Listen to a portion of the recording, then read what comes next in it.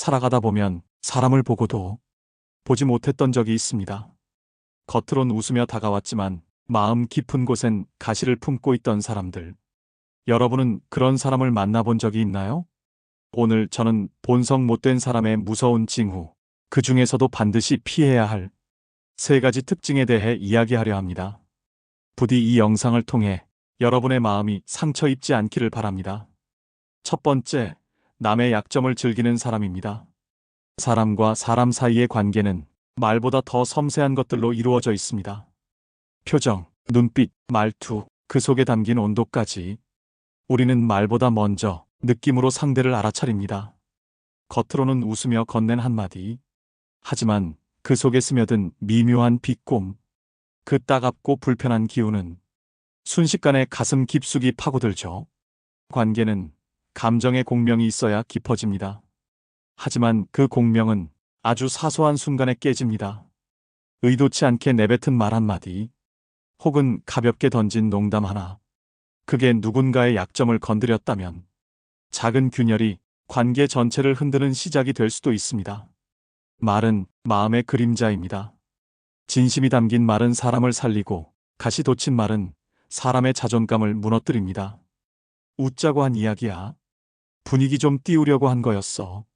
그렇게 말한 사람은 웃지만 그 말을 들은 사람은 웃지 못합니다. 심장은 콩닥이고 얼굴은 화끈거리고 그 자리를 빨리 벗어나고 싶어지죠. 누구나 실수합니다. 단어 하나를 잘못 말하거나 엉뚱한 표현이 튀어나올 수도 있죠. 하지만 그 실수를 계속 곱씹고 다른 사람 앞에서 회자시키는 사람은 그 실수를 빌미로 자신의 우월감을 확인하려는 사람입니다. 작은 동네의 경로당에서 소규모 회의가 열렸습니다. 한 어르신이 말씀하시다 순간 단어를 헷갈리셨죠? 편의점이라고 하려다 편집점이라고 하신 겁니다. 머쓱해하며 웃으셨고 다른 분들도 웃으며 말했습니다. 아유, 우리도 그래요. 그런데 그 자리에 있던 누군가가 며칠 후 다른 자리에서 그 이야기를 꺼냅니다. 김씨 어르신이 편집점이라고 해서 나 혼자 얼마나 웃었는지 몰라요. 사람들은 웃으며 맞장구를 쳤지만 정작 그 어르신은 말없이 고개만 끄덕였습니다. 그 미소 속의 당혹감, 상처는 누구에게나 느껴졌습니다. 그리고 그날 이후 그 어르신은 모임에 나오지 않으셨습니다. 웃자고 한 말이 한 사람을 조용히 밀어낸 겁니다. 실수를 반복해서 말하는 사람은 단순한 농담이 아니라 조롱을 습관처럼 하는 사람입니다. 그들은 그 장면을 어디서, 언제, 어떻게 나왔는지 세세히 기억하고 다른 사람들 앞에서 재현합니다. 그걸 유머라고 착각하죠. 하지만 실수한 사람에게는 그 장면이 여전히 창피하고 부끄럽고 잊고 싶은 순간입니다. 그런 사람 곁에 있으면 말 한마디가 신경 쓰입니다. 내가 실수하지 않을까 조심하게 되고 감정을 솔직히 드러내기도 어려워집니다. 그 사람 앞에서는 늘 긴장하게 되죠. 반면 따뜻한 사람 앞에서는 편안하고 자연스럽습니다. 그 차이를 느낀 순간 이미 답은 나와 있는 겁니다. 분석하려 애쓰지 말고 거리 두세요. 관계를 끊으라는 게 아닙니다. 마음의 거리를 조절하라는 거예요. 나의 존엄과 평화를 지키기 위해서. 진짜 따뜻한 사람은 남의 실수 앞에서 웃지 않습니다. 그 상황을 자연스럽게 넘기고 상대가 민망하지 않도록 배려하죠. 그런 사람과 있을 때 우리는 존중받고 있다는 감정을 느낍니다. 그 감정은 신뢰가 되고 신뢰는 편안한 관계가 됩니다. 흉이 오가는 자리, 그 자리는 언제든 나도 다음 타깃이 될 수 있는 곳입니다. 그 불안감은 결국 사람들을 떠나게 만듭니다. 말은 그 사람의 인격입니다. 말투 하나, 단어 하나에 그 사람의 마음이 담깁니다. 남의 실수를 유머로 삼는 사람은 결국 자신의 낮은 자존감을 감추기 위해 타인을 소비하는 겁니다. 그들은 잠시 웃을 수 있을지 몰라도 결국 혼자 남게 됩니다. 혹시 지금 그런 사람 곁에 있어 움츠러들고 있나요? 그렇다면 이제는 마음속에 선을 그어야 할 시간입니다. 이건 이기적인 선택이 아닙니다. 당신 자신을 존중하고 보호하기 위한 현명한 결정입니다. 상처 입은 사람을 웃음거리로 삼는 자는 결국 가장 외로운 인생을 살게 된다. 이건 결코 과장이 아닙니다. 말의 칼날은 결국 자신에게로 돌아오기 때문입니다. 진정한 관계는 서로의 실수도 덮어줄 수 있는 따뜻함에서 시작됩니다. 그리고 그 따뜻함이야말로 우리가 오래 함께할 수 있는 이유입니다. 세상엔 두 부류의 사람이 있습니다. 문제가 생겼을 때 어떻게 해결할까를 고민하는 사람. 그리고 이건 다 누구 탓이야라고 말하는 사람. 책임을 남에게 전가하는 사람 곁에선 당신의 인생도 무너질 수 있습니다. 두 번째, 모든 일을 남 탓으로 돌리는 사람입니다.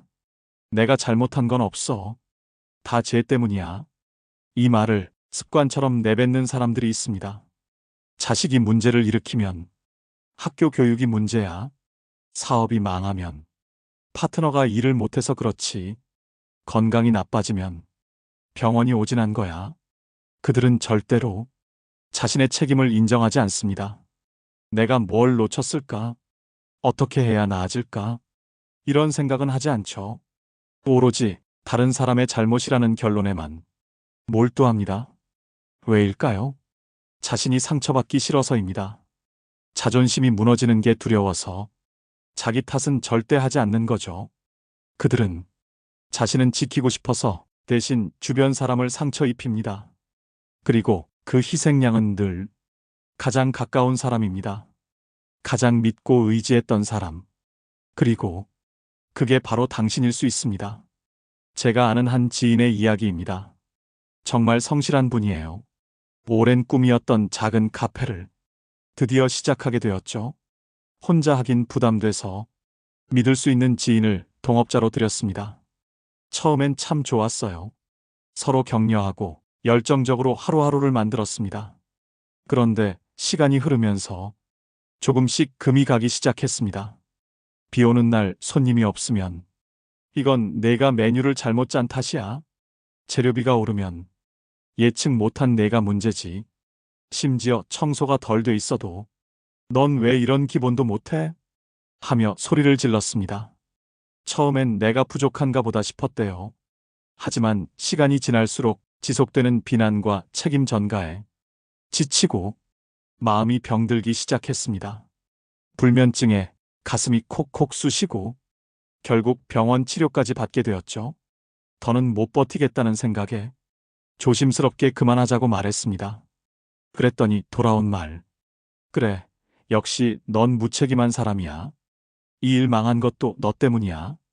끝까지 자신의 잘못은 인정하지 않았습니다. 사업은 그렇게 무너졌고 그 지인은 상처만 가슴에 남겼습니다. 그분이 말하더군요. 사람이 말 한마디, 행동 하나로 누군가의 인생을 무너뜨릴 수도 있구나. 그걸 뼈저리게 느꼈어요. 문제가 생겼을 땐 원인을 분석하고 앞으로 나아가는 게 건강한 태도입니다. 하지만 책임을 회피하는 사람은 문제를 도구로 사용합니다. 자신을 방어하고 남을 공격하죠. 그리고 절대 변하지 않습니다. 심리학자 칼 융은 이렇게 말했습니다. 자신의 그림자를 보지 못하는 사람은 타인을 향한 비난 속에 숨어 산다. 자신의 약점과 두려움을 마주하지 못하는 사람, 그 그림자를 다른 사람에게 덮어 씌웁니다. 그런 사람과 함께 있으면 당신은 계속 희생당하게 됩니다. 심리적인 소모는 계속되고 마침내 자존감까지 무너집니다. 이쯤 되면 스스로에게 물어야 합니다. 나는 왜 이 관계를 계속 유지하고 있는가?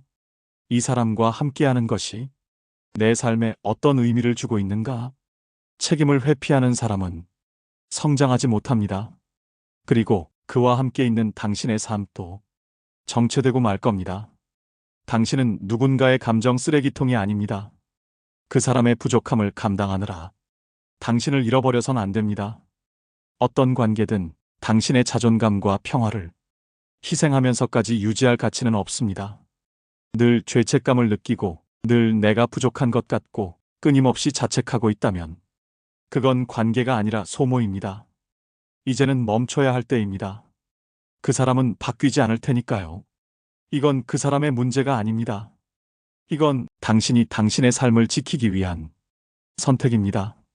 남 탓만 하는 사람을 피하세요. 그들은 당신의 시간을 갉아먹고 당신의 가치를 깎아내립니다. 칼 융의 말을 다시 떠올려 봅니다.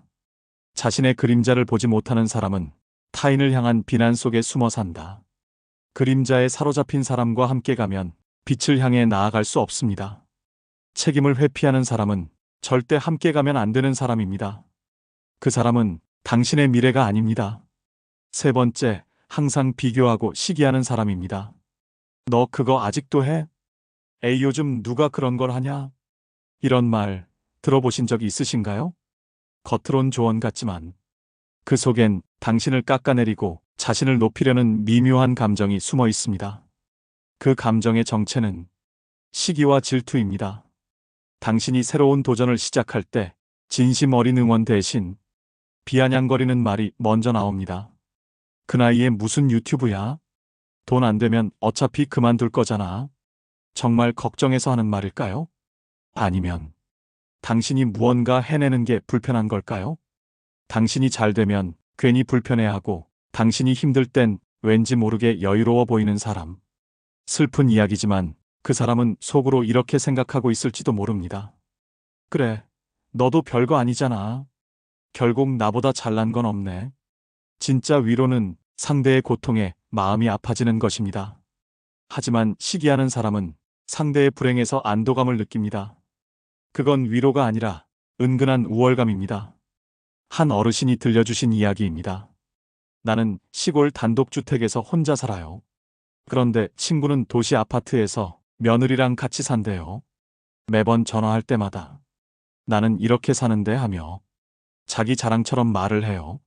처음엔 잘 사니 다행이다 싶었지만 통화를 끝낼 때마다 마음 한구석이 텅 비어졌다고 합니다. 자꾸 자신이 초라해지고 자존감이 무너져 내리는 느낌이었다고요. 그래서 결국 그 친구와의 연락을 끊었다고 합니다. 말 한마디가 상처를 남길 수도 있다는 걸 우리는 종종 잊고 삽니다. 시기하는 사람은 자신의 열등감을 감추기 위해 다른 사람을 깎아내립니다. 중요한 건 진실한 응원이 아니라 내가 더 나아 보여야 한다는 착각입니다. 그래서 누군가가 새로운 걸 시작하면 행복해 보이면 그들의 마음속 열등감이 건드려지는 겁니다. 그들이 바라는 건 당신이 정말 잘 되는 게 아닙니다. 그저 자신보다 못해 보이길 바라는 겁니다. 톨스토이는 말했습니다. 비교는 마음을 병들게 하고 시기는 관계를 썩게 만든다. 진짜 친구는 당신이 잘 될 때 진심으로 기뻐해주고 당신이 힘들 땐 가만히 안아주는 사람입니다. 너 정말 잘했어. 너라서 가능한 일이야. 괜찮아. 내가 있어서 든든해. 이런 말을 아낌없이 해주는 사람이 당신 곁에 있습니까? 그렇다면 그 사람은 꼭 잡으세요. 절대 놓치지 마세요. 반대로 이런 말 자주 듣는다면 조심하세요. 나는 그런 거 안 해. 이 말은 당신의 선택을 무시합니다. 그걸 해서 뭐 해? 이 말은 당신의 노력의 의미를 깎습니다. 나는 안 해도 잘 살아. 이 말은 비교를 통해 우월함을 강조합니다. 이런 말들은 의도적이지 않아 보여도 반복될수록 당신을 위축시킵니다. 그리고 어느 순간 자신감도 용기도 서서히 잃게 됩니다. 가만히 돌아보세요. 어떤 사람은 조용히 당신의 마음을 무겁게 만듭니다. 그 사람과 이야기를 나누고 나면 왠지 우울해지고 내 인생이 초라해지는 것 같고 그건 우연이 아닙니다. 그 사람이 끊임없이 당신을 비교하고 시기하고 자기만족을 위해 당신을 이용하고 있기 때문입니다. 당신의 마음도 천천히 가라앉습니다. 우리는 인생의 길목마다 많은 사람들을 만납니다. 누군가는 나를 살게 하고 누군가는 나를 말라가게 합니다. 오늘 이야기 속에서 혹시 떠오른 사람이 있나요?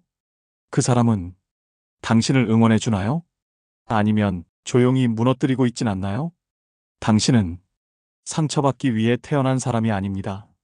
당신은 사랑받고 응원받고 존중받아야 할 사람입니다. 당신이 가는 길을 진심으로 응원해주는 사람과 함께 하세요. 그리고 당신의 마음을 병들게 하는 사람과는 용기를 내어 거리두기를 시작하세요. 그것이야말로 자기 자신을 지키는 첫걸음입니다. 오늘 말씀드린 세 가지 특징, 혹시 지금 곁에 있는 사람에게서 보였다면 부디 용기를 내어 거리두기를 시작하세요.